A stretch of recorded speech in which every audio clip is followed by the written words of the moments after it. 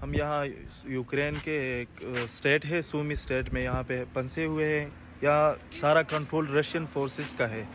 कल 24 फरवरी को उन्होंने इस शहर का कंट्रोल संभाला था। ये मेरे सारे दोस्त हम यहाँ पे वेट कर रहे हैं। आप देख सकते हैं ये ट्रेन स्टेशन है। यहाँ कोई भी ट्रेन नहीं है, कोई ट्रांसपोर्ट सिस्टम नहीं है। हमने एम्बेसी से भी बात की लेकिन उनका भी कोई रिस्पांस नहीं आया। और यहाँ पे रशियन फोर्सेस हमें जाने नहीं दे रहे। उन्होंने कहा है कि जब तक हम आपको इजाज़त नहीं देंगे आप नहीं जा सकते।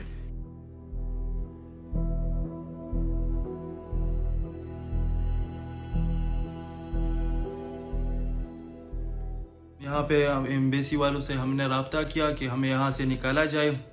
उन्होंने कहा कि आप खुद टर्नोपिल या लबीब आ जाए, लेकिन टर्नोपिल यहाँ से 900 किलोमीटर दूर है और हमारे पास ट्रांसपोर्टेशन का कोई बंदोबस्त नहीं है। यहाँ पे कोई गाड़ी नहीं है वहाँ जाने के लिए। तो हमने एम्बेसी को अप्रोच किया। हर दिन दूसरा तीसरा दिन है कि हम कर रहे हैं, 5-6 दफ़ा दिन में कर रहे हैं, लेकिन उनका कोई रिस्पांस नहीं आ रहा।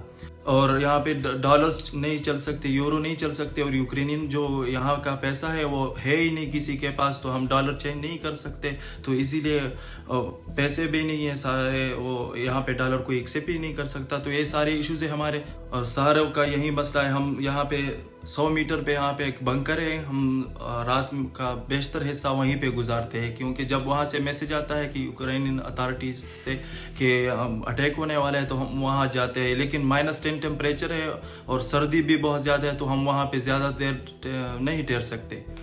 तो बहुत इश्यूज है यहाँ पे।